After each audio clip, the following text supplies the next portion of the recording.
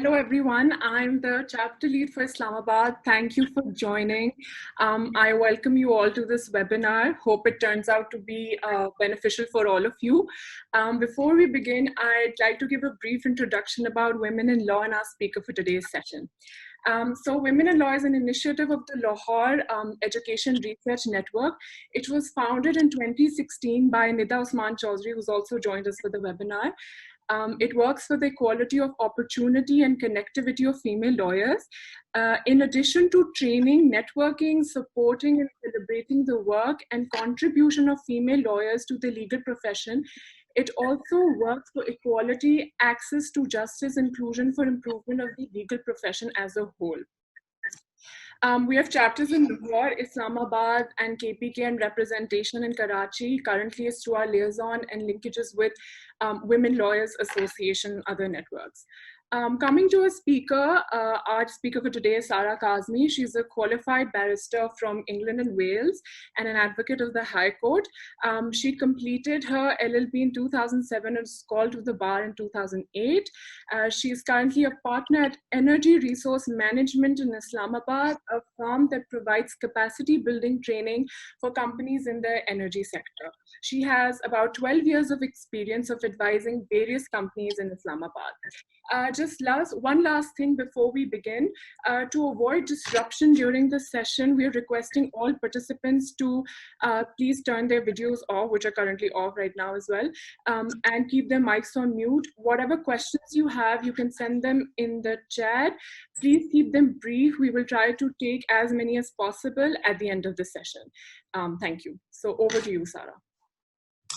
Thank you, Jugnu, for the introduction. I'm very happy to be here. So the theme of the discussion today is job search strategies.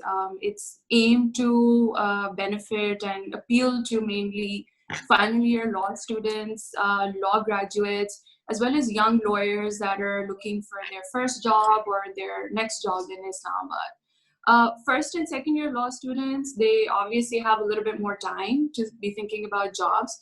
But I think that they can use a lot of these strategies when they're, looking for internships as well. So I'm just going to quickly share a PowerPoint presentation for you. So the agenda largely is to talk about connecting with potential employers. We are going to be talking about, how to respond to job posts when you're cold emailing your CV. And obviously, the effect that the lockdown due to COVID-19 has had, on job search and opportunities. And then with the help of Jugnu, I would be answering the questions from the participants as well. So we'll just get right into it. The first step in connecting with potential employers is to identify them. There are many organizations in Islamabad that have legal teams, and so they have opportunities for lawyers. So I've broadly categorized, these organizations for you. It's not an exhaustive list, but it's to, at least give you a basic idea of, what kind of job market is out there. So to start with, you've got regulatory authorities. For example, you have your SECP, your Competition Commission of Pakistan. In the telecom sector, you've got the Pakistan Telecommunication Authority. In the energy sector, you have NEPRA and OGRA and DGPC, for example. Then you have private companies whose corporate offices are based in the city, and that's where the legal team basically sits. Small size companies and startup businesses, I think, are more suitable for lawyers with 1 to 3 years of experience. And I'm gonna talk about that in a bit more detail later on. You then have government-owned companies, so they can be public or private, but the government has majority shares in these companies. Then you have ministries, for example, Ministry of Law and Justice, of Information and Technology, and of Human Rights. You obviously have law firms and law chambers. Then there's certain organizations that were created to perform a particular function. So I've categorized them as statutory organizations. So like you might have heard of like National Highway Authority or the Private Power and Infrastructure Board, or the Alternative Energy Development Board. So these are statutory organizations. They also have like an in-house legal team. So again, opportunity for lawyers.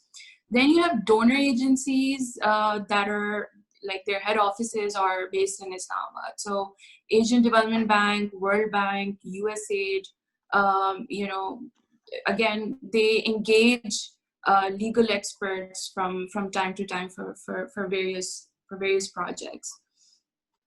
So once you've identified you know, your potential employers, how do you find out if your employer is actually looking to hire a lawyer, if there are any vacancies?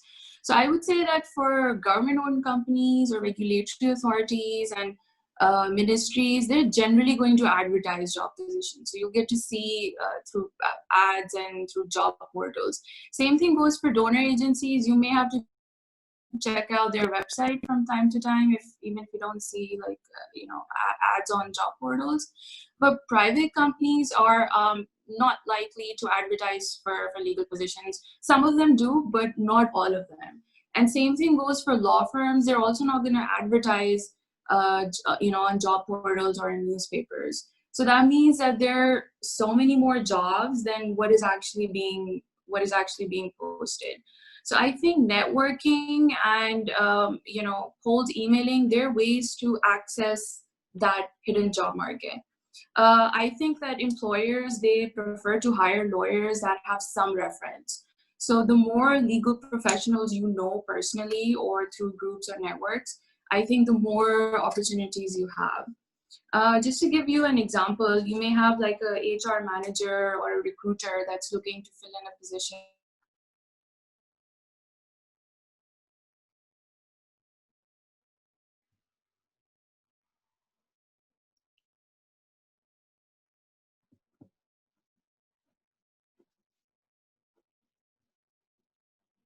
Sorry, I think there's a network issue. We'll just... Suitable candidates.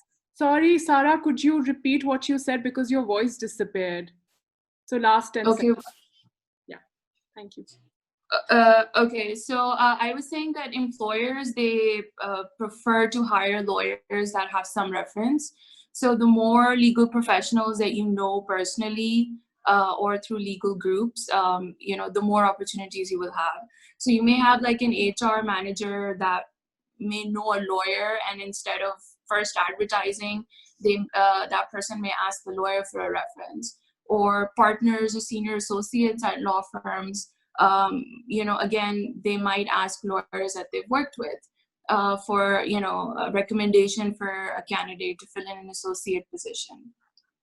Law students, I think, should keep in mind that their teachers who are practicing lawyers, they also get asked by their colleagues to recommend a good candidate for an entry-level position. So I do want to talk a little bit more on networking, and particularly the most common networking platform that you have, which is LinkedIn. Law firms are likely to look for potential candidates on LinkedIn, and even a lot of companies, like their managers or their executives, are going to post about a job on LinkedIn. Even if they're not posting, lawyers and recruiters would search for potential candidates on LinkedIn. So that means that it's important that you have a profile that's updated. It should match your CV. You don't want to have any, you know, inconsistencies between your CV and your LinkedIn profile. Have a professional picture. You know, it's not Instagram or Facebook. You know, it's a completely different platform. So you want to make sure that you have a picture that would give a good impression. So a professional picture. Be mindful of what you're posting. You know, think about the reaction your potential employer is going to have. So avoid posting too many political articles, or, you know, be careful when you're expressing your views, because your potential employer, you know, could take offense to that. You can also use LinkedIn to connect with professionals. Even if you don't know them, it's considered to be perfectly acceptable to send out, you know, invites to professionals with either similar backgrounds, or if you're interested in their company. But keep in mind that most people take just a few seconds to decide if they want to connect with you. So I think if you like maybe attach like a message along with it just to introduce yourself, you would get noticed more probably. LinkedIn, I think, is a great way to also get information about organizations. So once you've identified a company that you're interested in working and you went on their website, which you didn't really find much information, you don't know who the executives are or who are the people that are in charge. So if you search for these companies on LinkedIn, you can also find employees that you can then later connect to, and then find out if there are any vacancies that are out there. I do want to talk about small size companies and startup businesses and why, like I said earlier, if you have that 1 to 3 year of experience, you might actually be a very good candidate. So I saw a bit of a shift about like 7-8 years ago, I think, that smaller companies, they started to realize that they need lawyers for the day-to-day legal activities, and not just when there's a case or there's a project. And some, not all of them, they felt that law firms that are their external counsels, they're not really available to entertain on everyday legal matters. And scheduling meetings with a partner seems a bit of a hassle to some of them. Some of them, again, not all of them, also have expressed that companies, it's unfair that they have to pay high fees to partners when a lot of the work they see is being done by junior lawyers. So I think that for these companies, their first preference might actually be to have an in-house legal counsel to handle their day-to-day work. Startup companies are different. They have an even smaller team, like maybe 4 to 5 people, because they're just starting out. They don't have experience with lawyers and they haven't been in the business long enough to know whether a law firm is good for them or in-house is good for them. They basically have work and they know they need a lawyer, but they don't have money.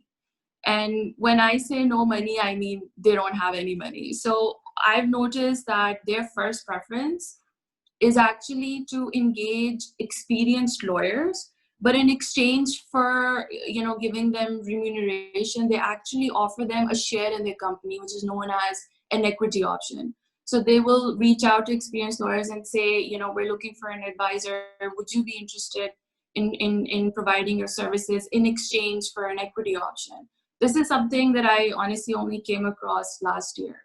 So if they're unable to find those experienced lawyers, what do you think they're going to do? I mean, they're obviously going to compromise on the experience. They're going to say, okay, do I really need somebody with 8 years of experience to draft a partnership agreement? So they're going to bring down, what their expectation is. They may engage someone with less experience, as long as, they're taking care of the work for them. So they do have budget constraints. Keep that in mind. But they are likely to, as a second option, engage lawyers either as in-house or for a lower salary. So I would say if you come across such startup companies, you should contact them, get straight to the point, say, I want to work for your company. This is what I can do for you. Do some research, maybe tell them 3 or 4 things that you think they would need a lawyer for. Also, I think startups that have engineers as co-founders or technical people are more likely to need lawyers as opposed to founders that have like business backgrounds. So keep a lookout for not just small companies, but also startup businesses. Okay, so another important point is if you see a job post that you think you're eligible for, before you straight away send your CV, you should keep certain things into account. So one, you want to do some research on the employer, right? Like the kind of sector they're working in, what are some of their upcoming projects, what's the company structure, their core team members, for instance. And then customize your CV as well. Don't just, yes, you should always start with the CV that has all of your experience. But I think according to the job post, you should customize it. So just to give you an example of what you could do. So let's say your CV says that you've drafted MOUs, contracts, notices, and letters, right? So this is something you did maybe, at your first job. And if you see in the job description that they're looking for someone with drafting experience. So just to highlight your skills and your experience, you could just add examples of contracts, that you might have worked on. So you could say like joint venture contracts or partnership agreements or agency agreements or service agreements, just to sort of highlight it.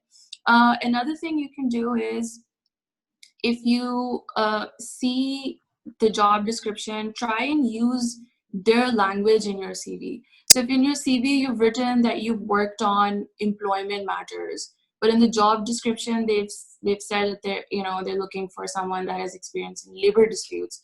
Just replacing labor disputes with employment, I think that is something. This is a little tweaking that you can do, when you're customizing your CV. Now, if you're not responding to a job post and you're trying to tap into that hidden job market that I mentioned earlier, so that means you're just sending out, your CVs, you're cold emailing your CVs to different organizations and different, law firms. So first things first, personalize the cover letter or the email instead of a generic one. You want to address it to the right person. Every company has a different department that's in charge. So in one company, it could be a CEO, in another company, it could be an HR or a manager. So I would say that if you can actually get a hold of as many executives as you possibly can, send out CVs to all of them, because you don't know the inner structure of the company. You don't even know the inner politics of a company. There might be people that don't want to have a lawyer around. So your CV could actually end up in someone's inbox that's going to purposely ignore it. So send out to all the executives if you can get a hold of their contact information, including HR managers. And if there is a legal department, you can also send it to the legal manager. So if you're emailing someone that you recently connected with on LinkedIn, so you found them on LinkedIn, you got a hold of their email address, you can email them your CV and just mention that you've connected with them on LinkedIn, just to establish that connection as well. Okay, so how has the lockdown affected job opportunities for you and job search? Obviously, commercial activity has reduced, projects have been suspended, new business deals, they've been put on hold, due to uncertainty. And I think a lot of companies that might have otherwise considered adding to their legal team for existing new projects, they're probably not doing that anymore. But some companies that did not have an in-house legal team or didn't have a strong one, they're still going to need lawyers to advise on matters that are arising out of existing contracts, or like labor disputes, for instance. And they're, likely to entertain your email if you're sending out emails asking for job positions. You obviously don't want to be oblivious to this fact, so you want to mention that in your cover letter.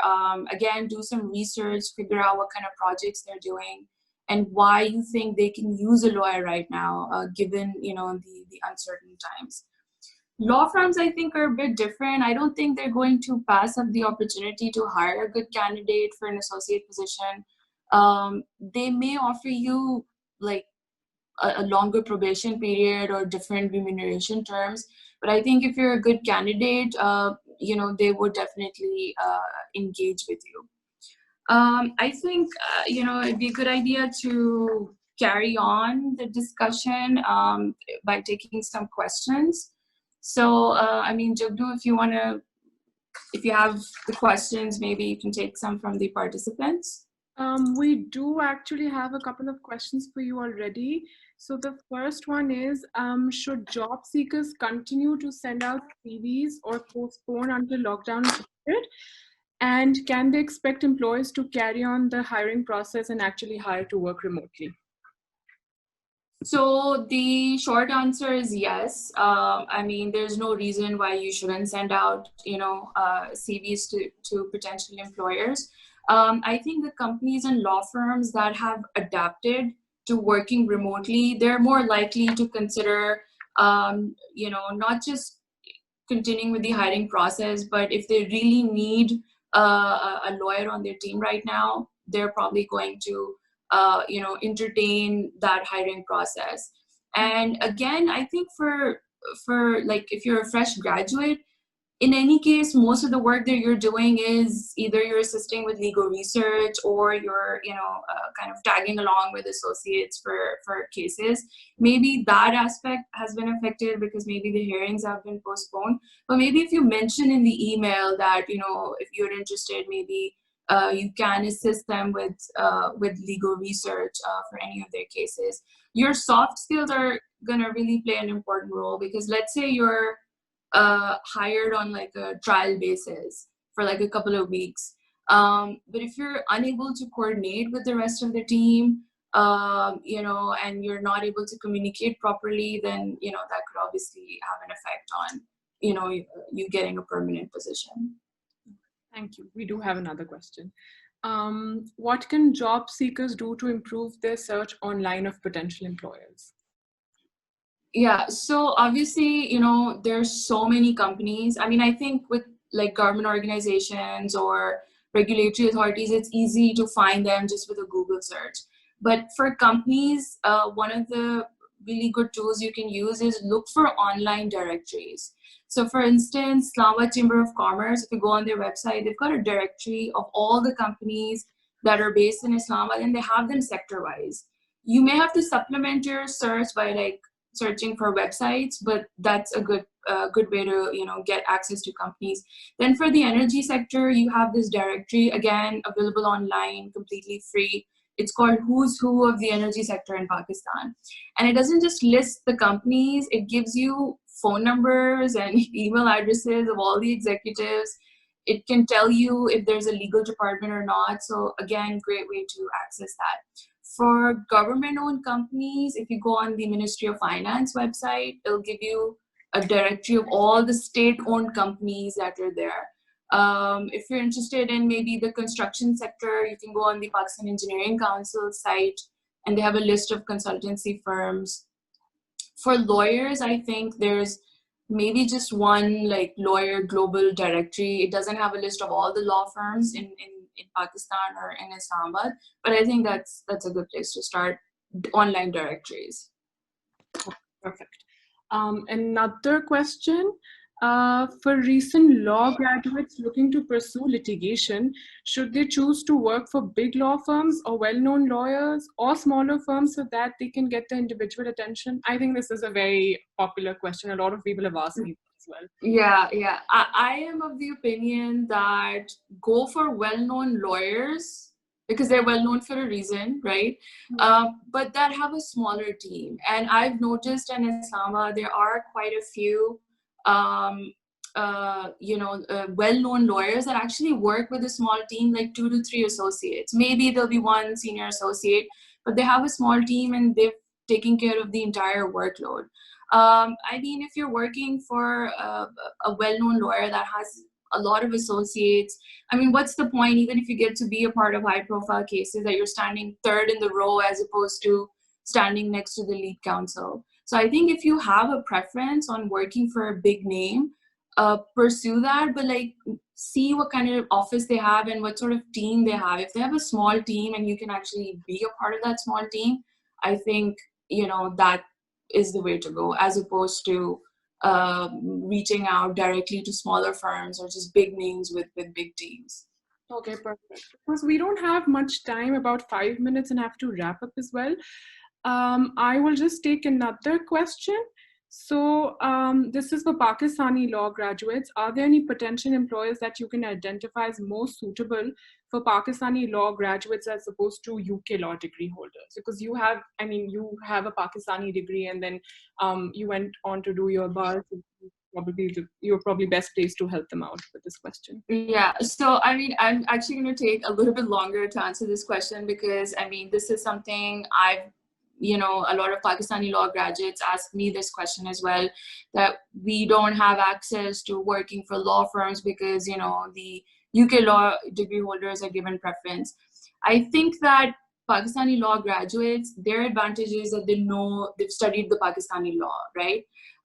But their disadvantage, one of their drawbacks is that they haven't studied English law and they don't have access to, they don't have experience with using UK legal resources. Law firms that have clients that are foreign companies, or even if they're local companies, but those clients have contracts that are governed by English law. That's why a law firm is going to prefer to have an associate that has studied the English law, and that is, your UK law graduates. I mean, in Islamabad, most of your UK law graduates are external students. So I think that for Pakistani law graduates, I would say target full service law firms that are doing litigation, because they may prefer you for, as far as litigation work is concerned. But they have other advisory work and, transactional work and corporate and commercial work as well. And, once you get through the door, you would have access to, the other work as well.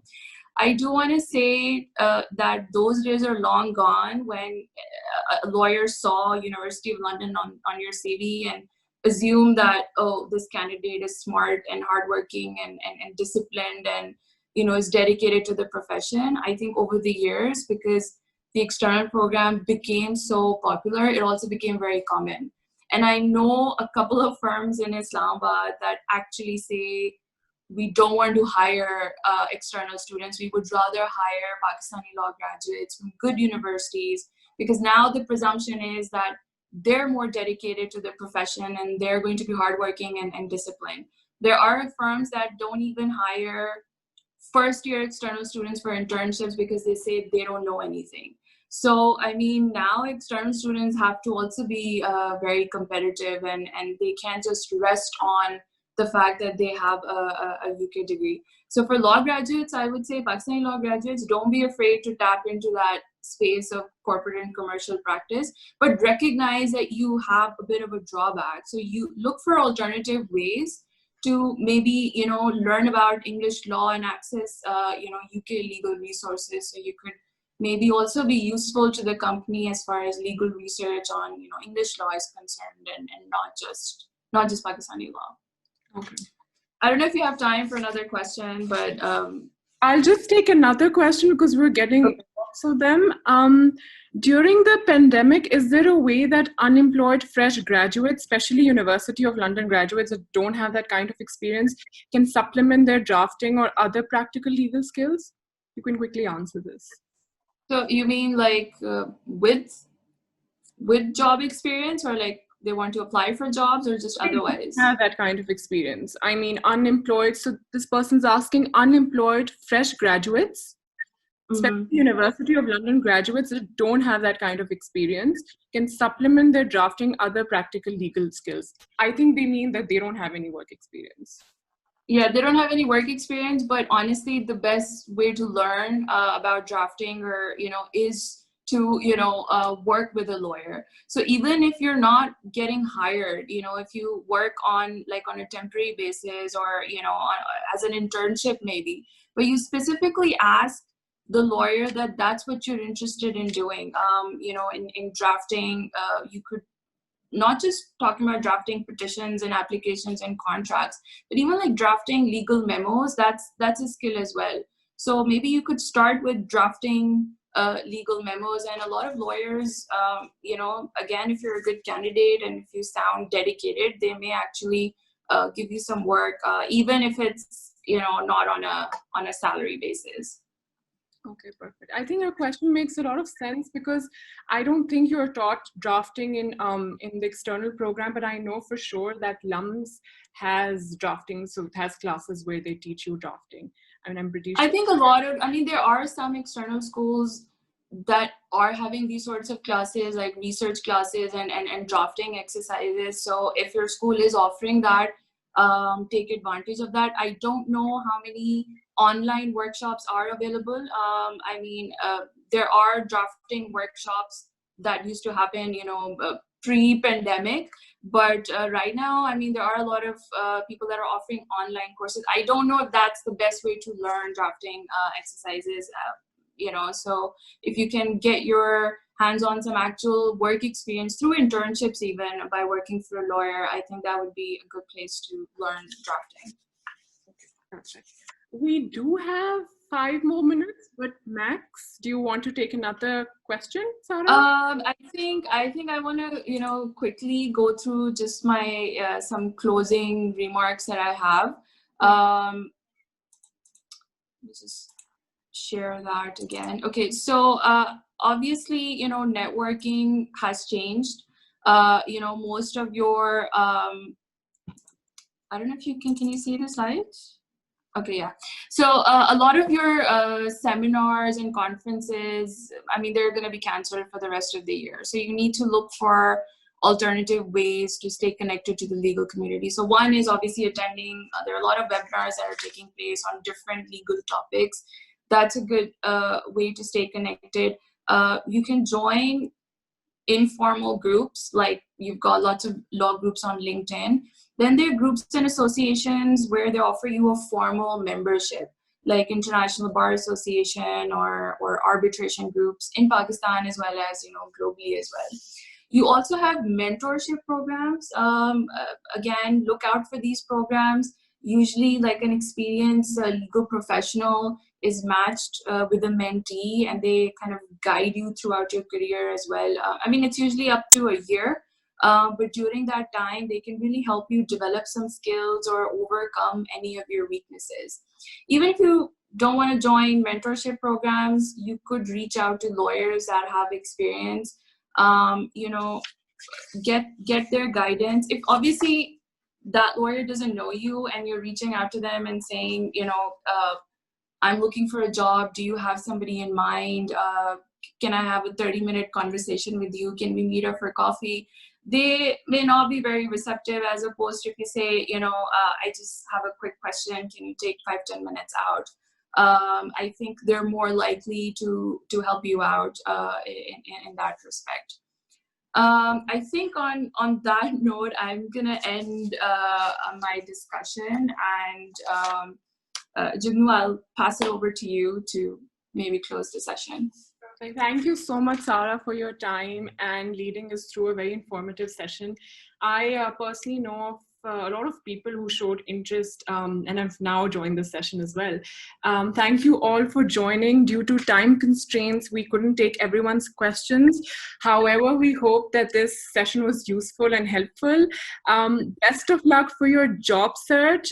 We will be having similar sessions in future. Stay tuned until then, and see you later.